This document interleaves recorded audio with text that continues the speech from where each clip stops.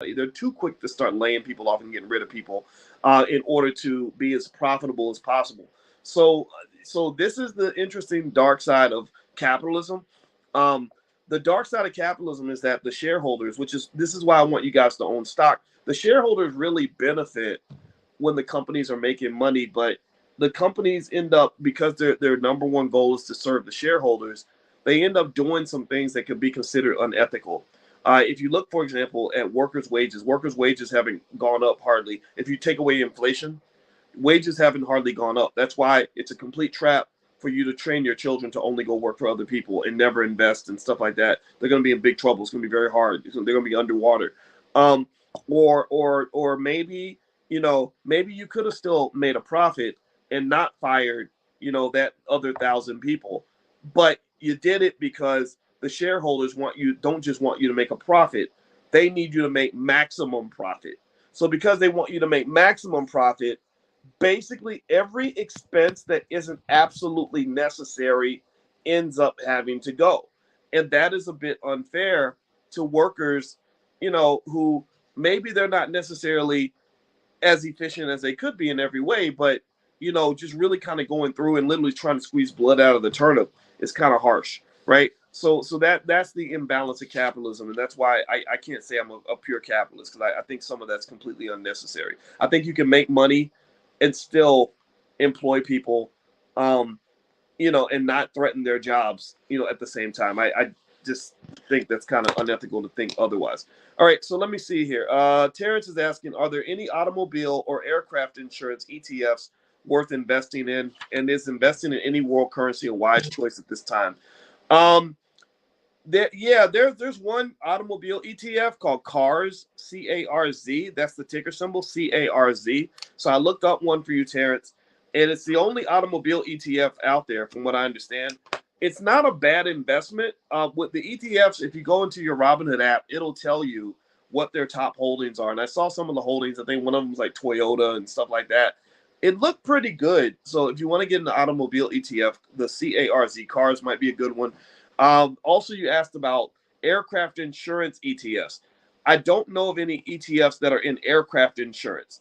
I do know of an ETF that's in insurance, and that's iShares. iShares has an ETF. The ticker symbol is KIE. And again, with these ETFs, they always tell you what companies the ETFs hold. So KIE, that's the ticker symbol for the insurance ETF. All right, so let's see. Next question is from Rena. Rena says, I opened an account in Stash. So far, I have $134 waiting to invest. I am of a military retirement check. I like to invest in the stock market.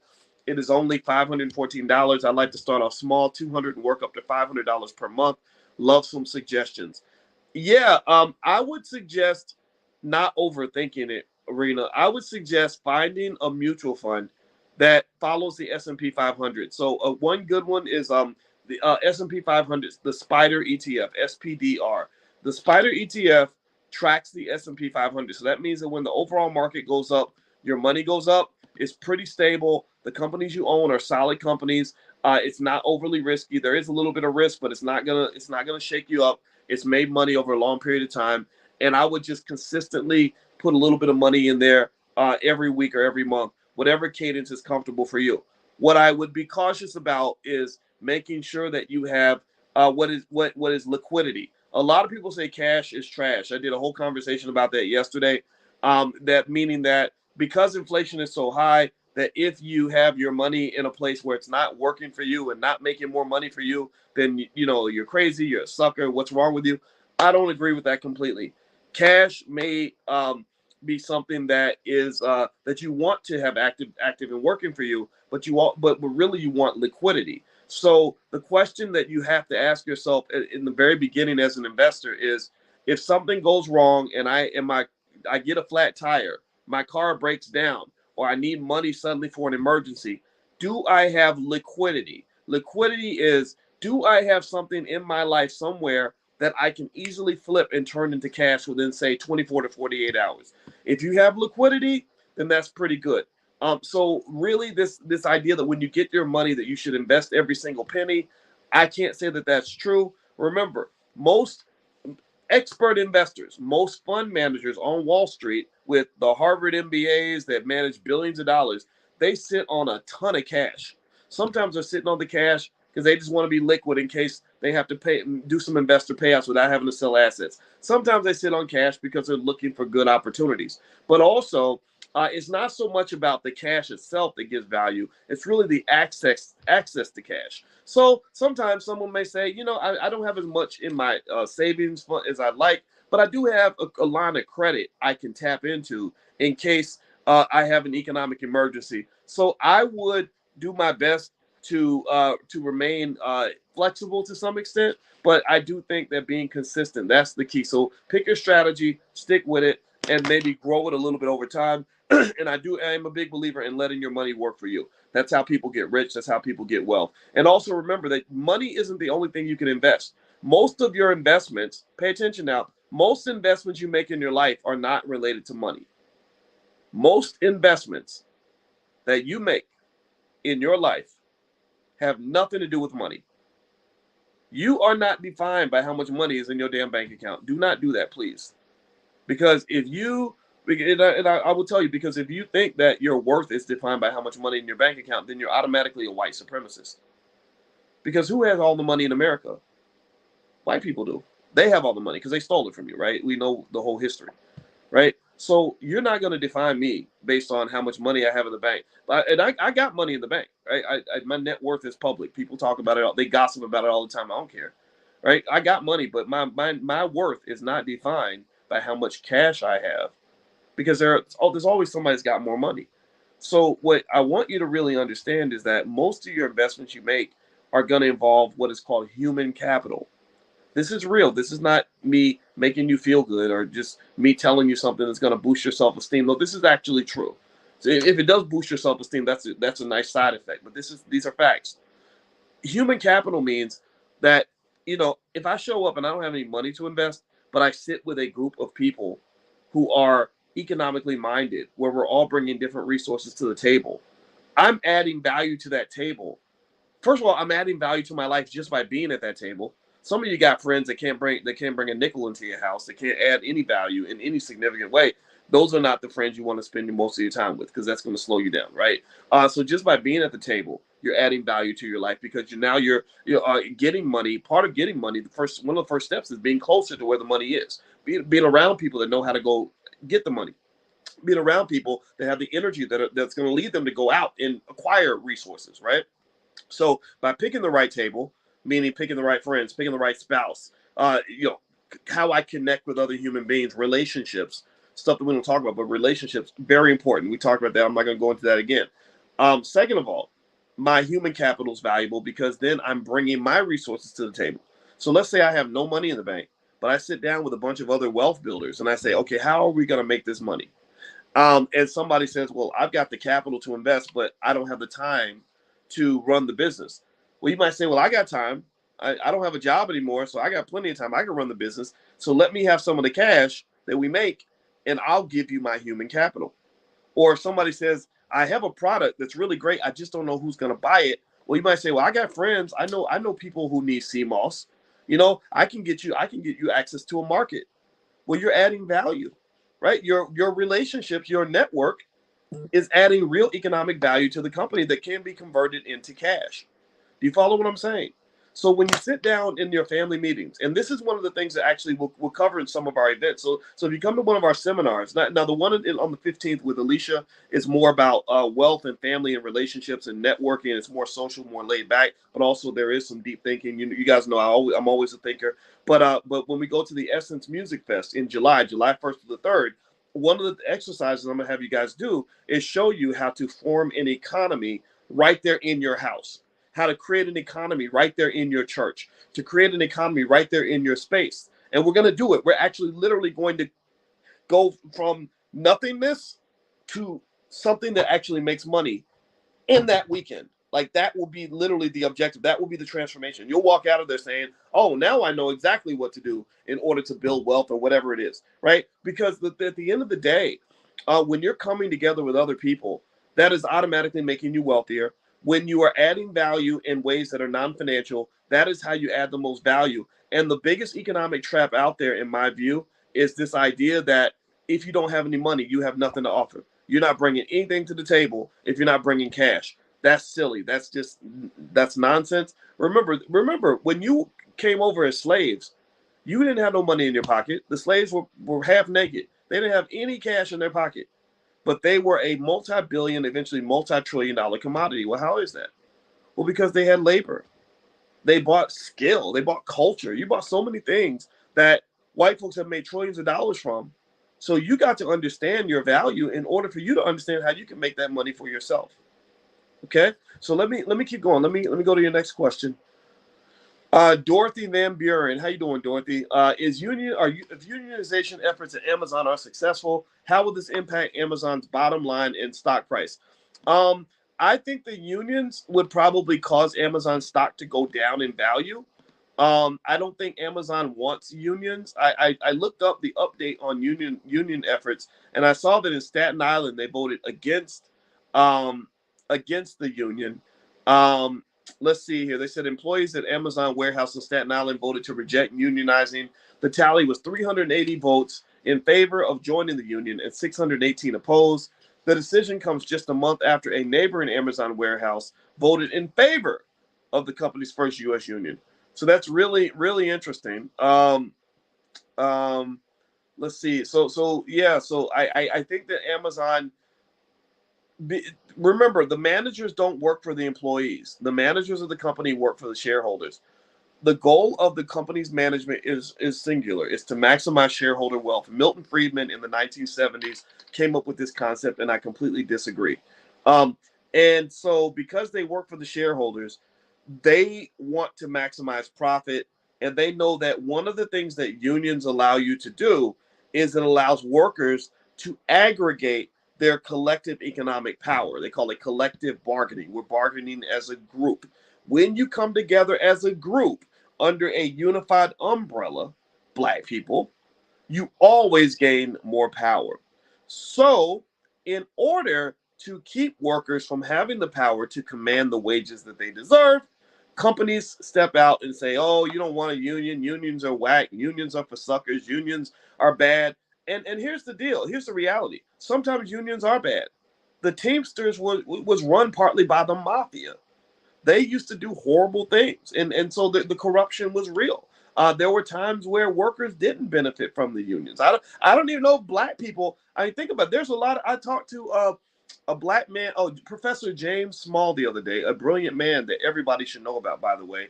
And he talked about how his father came from the South and went to New York City and was so good at building houses. He could build houses with his bare hands. And he got to New York City, and because of unions and licenses and professional protection that primarily benefited white people, his father was not allowed to do the work that he was trained to do. So if you want me to tell you that unions are always good, I don't think they're always good. I think a good union is good. I think a bad union is bad. So this Amazon fight is interesting. I do see the stock price dropping a little bit if they did pass the unionization, but I do think overall it will be better for the country because we need unions to go against the fact that workers' wages have continuously dropped because management has manipulated divide and conquer in order to keep wages low. That's not fair.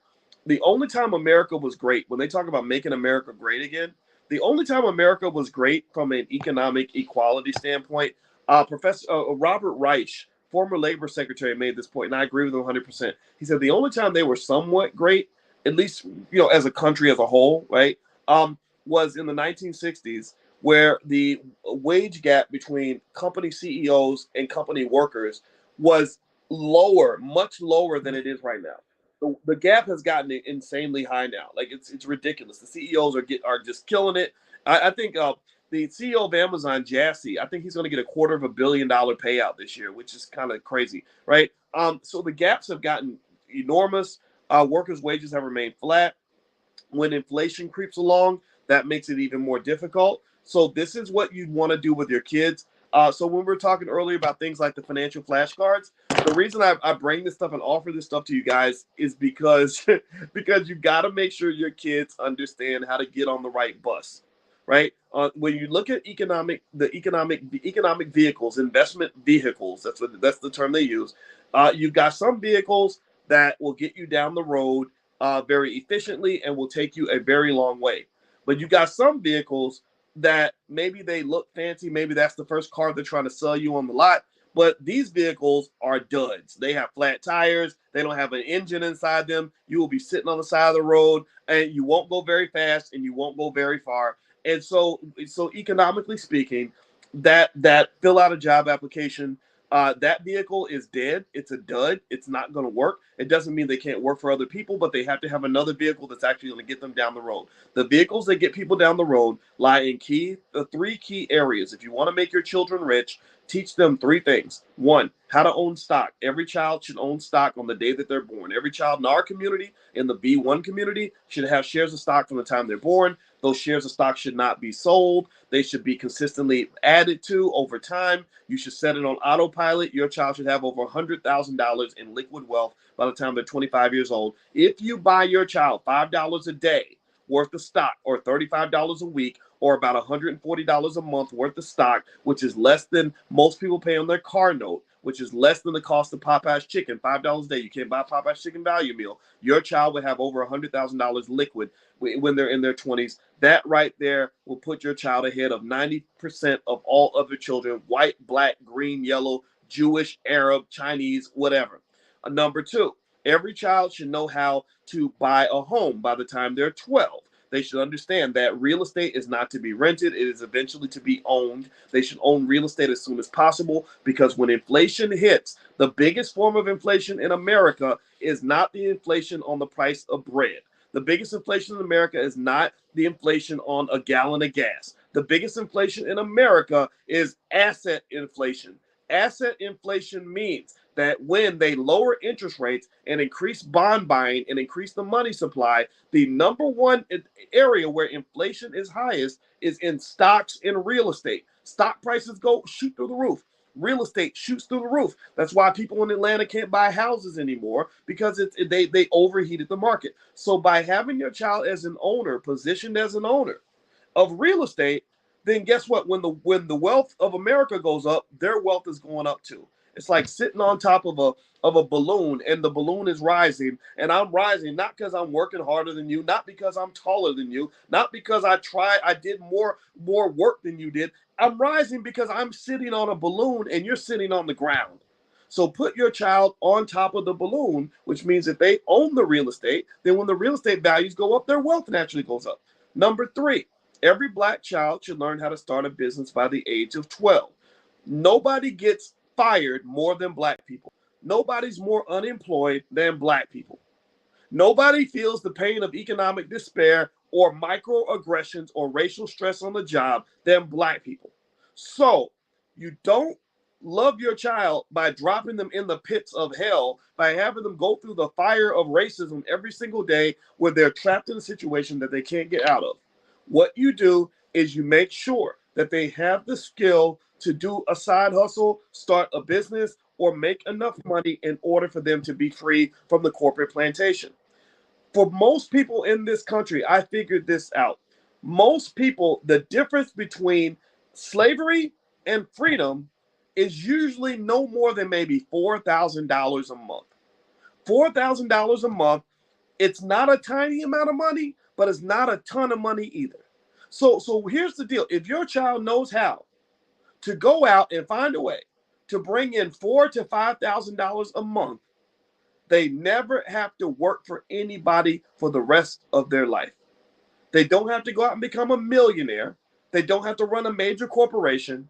It might be a matter of them realizing that they can sell T-shirts and sea moss and multivitamins, or have a podcast, or whatever the hell that they do that gives them that $4,000 a month, so they can stay at home and truly live their life and not have to sell their lives to a corporation.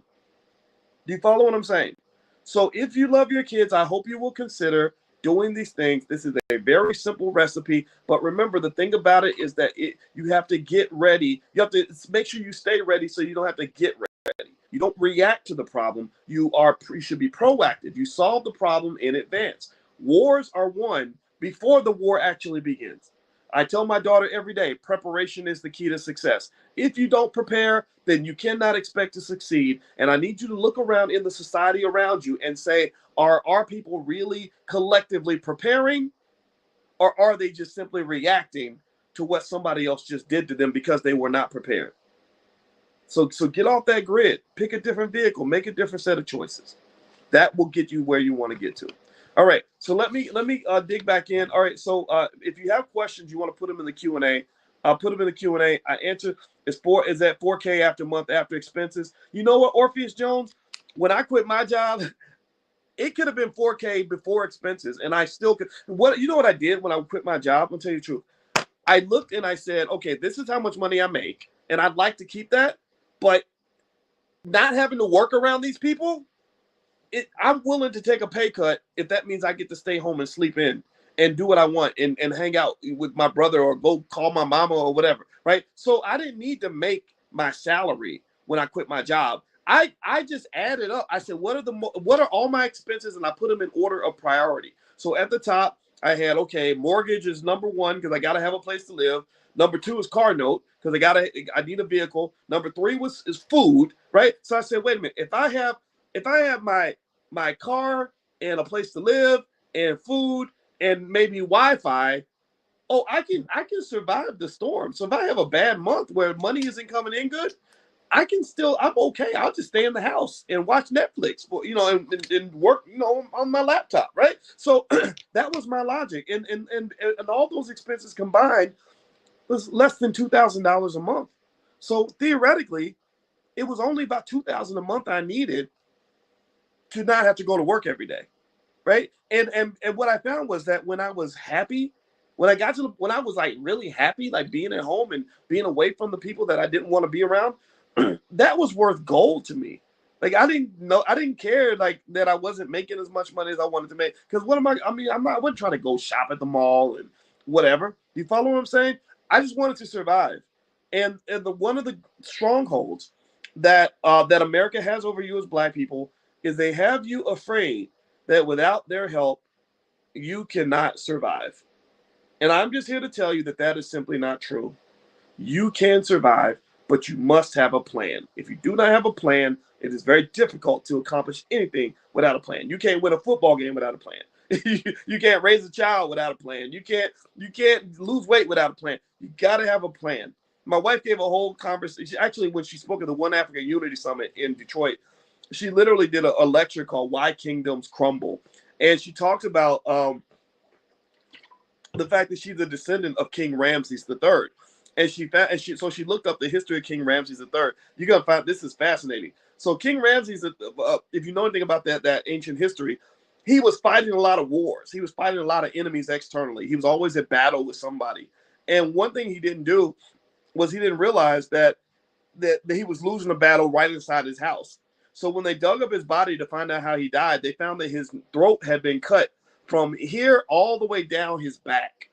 And they somehow they knew that the person that did it was his own wife, who conspired with her son to kill him, right? So he spent all his time fighting all these battles externally, and he wasn't fighting the battles at home, right? So this really spoke to me in terms of, number one, the importance of things like family and community and watching what's around you. In your goal to become successful, but then also she talked about having a plan in general for your family. That in order for your family to succeed, you have to have respect. I think she mentioned respect, trust, and a plan.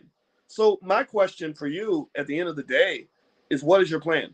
Or if you have friends or someone you're thinking about dating, ask them about their plan.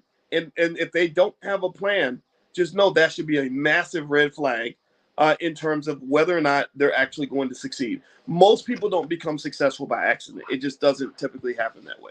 Okay, so anyway, so some of you are asking again about the flashcards. The financial flashcards for children actually can be found at financialflashcards.com. We have two types of flashcards if you're interested in taking a look. We have the flashcards that cover things in the stock market like capital and annuities and stuff like that, and that's here, taxes and equity and stuff. And then we also have flashcards for entrepreneurship. So if you want to go take a look, just go to financialflashcards.com. That's financialflashcards.com. Okay, so let me grab a couple more of your questions here. All right, Liz, how do you calculate your ROI on savings of a bond with an interest rate of 9.62% for 6 months, assuming you cashed out at that time? Okay, so how do you calculate your ROI? Okay, so you bought a bond that has a 9.62% yield, like I guess payout. The coupon is 9.62%. Okay, so what you would do is basically you would take that money that you invested and you would multiply it by 1 plus 0.0962, right? That gives you the amount of interest you would earn in a year. But since you sold out in 6 months or sold the bond in 6 months, you would actually take that amount of interest, and it would be cut in half because it's half a year. The other factor that you have to consider when you talk about bonds is if the bond is publicly traded, the price of the bond can go up and down. So when they talk about bond yields changing, what they're really saying is that bond prices are changing. So when a bond's price goes down, its yield is going up, meaning that you can invest smaller amounts of money and get the same return, which increases your rate of return, right? So ultimately, to not overcomplicate the issue, I would say that in general, that it's just like calculating interest. So if the bond pays 9.6%, then you would basically take 9.6% of the amount you invest. That's going to be your interest for the year. If it's over 6 months, then you would cut that in half. Okay. And chances are, if the yield is that high or if the interest rate is that high, it's probably a super high risk bond. So you got to just remember that, that at a rate that's that high, there's a chance you may not get your money back. And also the interesting thing is, like, you think about things like crypto staking. Crypto staking, which is kind of the same way, like you're loaning your crypto and you're getting, an ROI on that. Crypto thing. Let me see. She's not able to cash after 6 months. It has to. Okay. Sorry, Nemesis. I see your comment. I'm reading here. Crypto staking is interesting because you get a higher yield, and everybody says, "Oh, I should just stake my crypto. Why would I put my money in a savings account when I could just stake my crypto?" Well, just remember, in economics, there's that saying, there's no such thing as a free lunch. So what that means is that in this particular case, if you're getting this higher yield on your crypto staking, you got to understand there's probably some extra risk you're taking on that you're not thinking about. So the extra risk being taken when you stake crypto as opposed to putting your money in a savings account is that crypto isn't really, government sanctioned currency. Like, there's no guarantee that your crypto is going to maintain its value. So especially if you talk about extreme cryptos like Dogecoin and stuff like that, go look at Dogecoin. Look at the rate of return on Dogecoin over the last year. It's been horrible. Dogecoin hasn't really been in the conversation that much lately because Dogecoin's been getting killed, right? So and I saw a lot of people buy Dogecoin thinking, well, if Dogecoin goes up to $1, look at how much money I'm going to make. But it hasn't happened, and a lot of people don't think it ever will. In fact, the days of putting money into Dogecoin and thinking that that's going to be your big payoff, those days are kind of done, because what happened was that you were investing in the middle of an absolute complete economic frenzy where money was raining out of the sky. In most economies, money is not raining out of the sky. Okay. Your thoughts on Redbox? You know what, Steven? I don't know much about Redbox. If you put it in, just log in at theblackstockmarketprogram.com and leave the question for me for next week, and I'll look into it for next week. So that's the benefit of being in the class. If you give me a stock or a situation you want me to research, I'll do that for you. So just log in, theblackstockmarketprogram.com, and just leave the question there. All right, and by the way, I put a list of stocks that I like for this week also. So again, log in, theblackstockmarketprogram.com. There's a list of stocks every week. On every Sunday, I put a list of what I call what Dr. Boyce is buying. So you can go there and take a look at the stocks that I like for this week. These are stocks that I either bought for myself or stocks I would buy. Sometimes you just keep buying. Like, I go grocery shopping every week for stocks. I love to buy stocks. I don't buy clothes. I don't really buy shoes. I take a few trips with my wife, but usually it's stuff for business. So stock and investing is kind of the fun thing that I do. I'm like a shopaholic when it comes to stocks. So what I do is, as a benefit to being in the class, is I list every week, every Sunday, I give you guys a list of my top 5 stocks that I like. And most of those stocks I'm typically buying for myself. So I would never recommend something for you that I would not do for my own family. So that means that if something does go wrong and it goes down, we're both hurting at the same time. Because I know some of the stocks, they go off and they do great, and some of them haven't done so great. But the other thing to remember too when you talk about investing is you got to think about time horizon, right? A lot of people think that a long-term investment is a year or 9 months. That's not long-term. That's very, very short term. In fact, the definition financially of a short-term asset is anything less than a year in maturity. So, so don't think that because you held onto a stock for 9 months or 18 months that's a long-term investment. No, long-term is at least 5 years, but really it's like closer to 10. Warren Buffett says that if you're not ready to hold the stock for 10 years, you shouldn't even hold it for 10 minutes. But he's old school, but it's worked. He's worth a lot of money. He did better than the rest of the market this year. But at the same time, again, Buffett gets some things wrong. Like Charlie Munger, his partner, says Bitcoin is stupid. It's stupid and it's evil. Not that I didn't like it, right? But Charlie Munger, Warren Buffett's partner, he's 98 years old, and I kind of feel like if a 98-year-old is still able to recognize his relatives and still able to have coherent conversations, that's pretty awesome. I respect that, right? So you kind of let it go. There was this old lady, not old lady. I'm not making fun of anybody who is either a senior citizen or have senior citizens that we love because we all got our grandmas and stuff. But there was this lady that I saw on a TV news story, and she was having her 100th birthday, or maybe it was her 110th or something like that. And they said, so Grandma, how does it feel to have your 100th birthday? And she said, I'm not going to say the actual word, but it starts with a D and it's connected to a man's body. So let's use the word pics. She said, turning 100 is great because you get more pics. And they were like, ha ha, Grandma, this is live news, right? And then they said, oh, okay, Grandma, okay, that was funny, Grandma. Now, how do you really feel? She said, well, 100 years means 100 pigs. And so it's like, so with Charlie Munger, my point is to say that I would take it with a big grain of salt. I wouldn't overreact to it, but he thinks Bitcoin is stupid and evil. I don't agree. I think also his statement that Bitcoin is evil is built on kind of this old school commitment to America, no matter what. So he came up in an era where the government did no wrong, where you supported America no matter what, and he made an accurate point that Bitcoin does challenge America's economic supremacy. It also challenges the economic supremacy of the Federal Reserve System. So I didn't like his comment. I thought it was a little bit too much. Warren Buffett tried to distance himself from it, but also it reveals kind of a shortcoming of the Buffett-Munger investing strategy. Remember, Buffett and Munger missed out completely on the entire boom of 2020. Buffett himself admitted that. He said, I missed out on all the money that was made in 2020, and a lot of you made most of your money in 2020. Buffett also missed out on the tech boom. Buffett missed out on all the money people were making from crypto. So don't think that his approach is the be-all, end-all. There's always a different perspective. And the reason you want to be financially literate and kind of understand how the pros and cons of different styles is because you need to find the right style that works for you. I'm wearing a blue shirt. I can't see, or purple, or I'm not good with color, dark blue, or navy blue. So if I were to sit here and say, well, I'm Dr. Boyce, and everybody likes, and Dr. Boyce is, I think Dr. Boyce is pretty smart, and I believe everybody here should like dark blue shirts like me. That would be silly, right?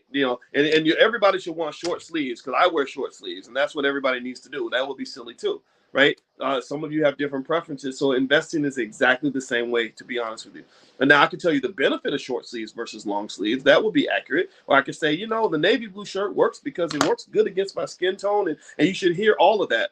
But if you are doing exactly what somebody else is doing, that's a problem because you're not really doing what works for you. Okay, so just keep that in mind. All right, so let me keep going.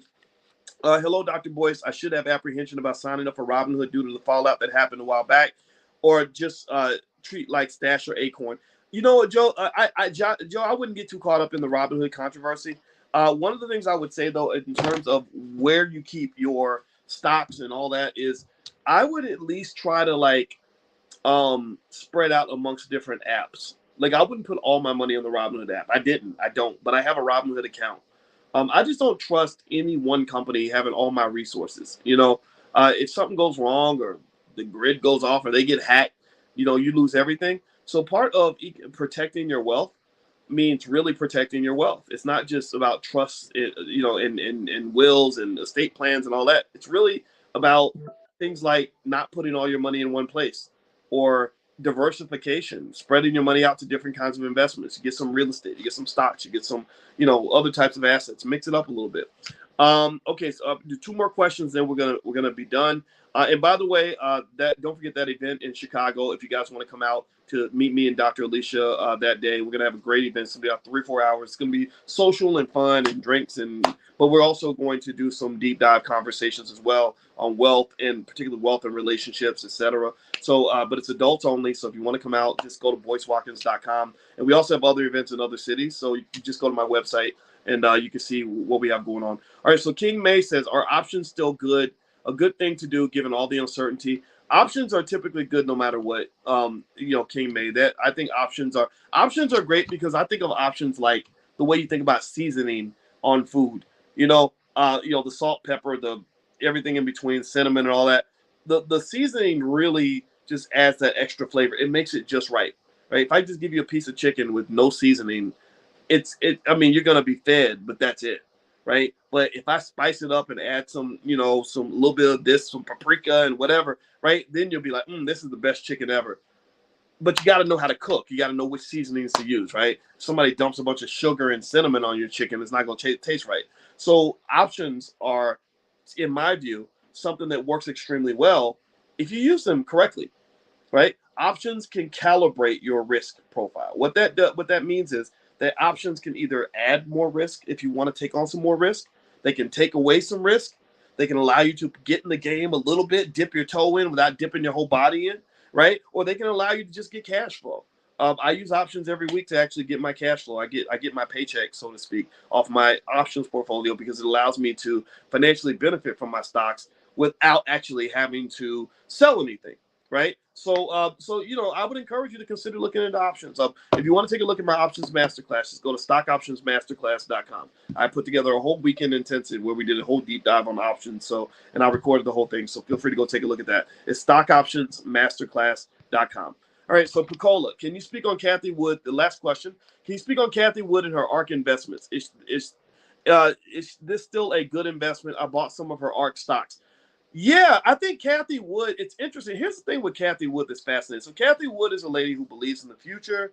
She is a good long-term investor. She's very smart. She's 70 years old. She's extremely experienced. She was very popular during the pandemic because a lot of the companies that she bought were doing extremely well. I am a fan of Kathy Wood. I'm a big fan of Kathy Wood. But a lot of people question Kathy because a lot of her stocks that she bought, whether it was Teladoc and stuff like that, they all crashed. They were the first ones to crash. They crashed the hardest. It's like it's like the day after the crack binge. It's a very very bad day. It's fun to be the crackhead when on Tuesday, but it's not fun on Wednesday when you got to pay the bills and deal with reality again. So basically, this hangover of the boom of 2020 and 2021 has hit Kathy Wood's portfolio very, very hard. What's interesting is that a lot of people still believe in her, and they're very smart for doing so, because what Kathy Wood is doing is she's sticking to her guns. Kathy Wood is basically saying, these are not the companies that are going to do well in the next year. These are companies that are going to do well in the next decade. So she's investing long-term in technologies that are going to be transformative. They're going to open up entire wormholes, economic wormholes, in terms of new industries that you don't even know about right now, in the jobs that you don't even know will exist in a decade. Kathy Wood is investing in those companies that are going to spawn those new jobs and new opportunities. So I'm a big fan of Kathy Wood. And what's interesting is that she got the most respect and attention in 2020 when her stocks were flying high. But now is the time where I respect her the most. I respect her the most because I don't just define you based on what you do when things are good. I look at how consistent you are when times get tough. When it's tough for you to maintain your position, are you able to still hold your spot? She has held her spot like a rock. And the best part is that a lot of the companies that she believes in the most are as cheap as they have been in years. So given that Kathy Wood is a consistent investor in the future, and given that these companies that she's been invested in are trading at rock bottom prices, Kathy Wood is doing exactly what I would do if I were Kathy Wood, which is going in and she's scooping up all these stocks like crazy. She is basically doing what they did when they gentrified black neighborhoods. Kenny Gamble in Philadelphia, who is a black man I love and admire tremendously, went to Philadelphia, to the poorest, most raggedy part of the city that he grew up in, the place that was full of pimps and prostitutes and dope addicts and violence, and he bought every single house he can afford. He was buying the houses dirt cheap for $5,000 a piece or less and buying vacant lots, bought everything. Now, years later, that is one of the most valuable pieces of real estate in all of Philadelphia. It is worth millions. He owns entire city blocks in prime real estate down in Philadelphia because he had a long-term perspective, because he had patience, because he had vision, because he had what many of you have, which is a plan. So I want to ask you this, and this is the last point I'll make before we bounce out of here. And I'll see you guys next week for class. What is your plan? What is your plan? Everything's cheap.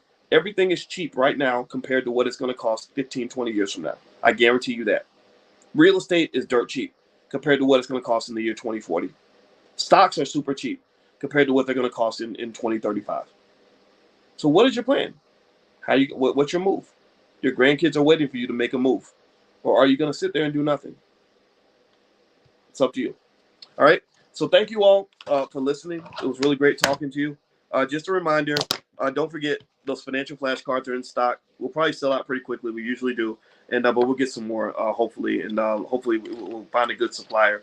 But anyway, if you want to put your kid ahead by working with them with the flashcards, just go to financialflashcards.com, financialflashcards.com. You can use the discount code Black Power as one word, Black Power, and get 20% off anything in the store. We also have entrepreneurship flashcards, so feel free to go take a look, and I hope that this helps you. So I love you guys, and don't forget, you can, if you want to see the stock picks for this week, just log in at theblackstockmarketprogram.com. If you want to leave me a question for next week, just again log in theblackstockmarketprogram.com. If you have any issues or any questions at all about anything in the class, just email our support team. Our support team is at support@theblackbusinessschool.com. They're really good. They're right there waiting for you. They want to support you. They want to make you happy. So feel free to email the support team if you have any questions, or if the Black Business School can serve you in any other way. Also, last but not least, voicewatkins.com. If you click on events, you can find out about the event my wife and I are going to have in Chicago on the 15th. But we're also going to have other events in other cities throughout the year, all the way up to Charlotte, which is where the All Black National Convention is going to be held at the end of October. So feel free to go to voicewatkins.com and click on events. All right. So please take care. Have a great day. Love you guys, and I'll see you soon. Bye-bye. Should I invest in beesnuts.com? That's hilarious. Yeah, why not? All right. So have a good day, everybody. I'll talk to you soon. Bye-bye. Very good. That's funny, the MG. And I read your comment because you made a donation to the platform. So I appreciate you, brother. All right. Have a good day, everybody. I'll see you soon. Bye-bye.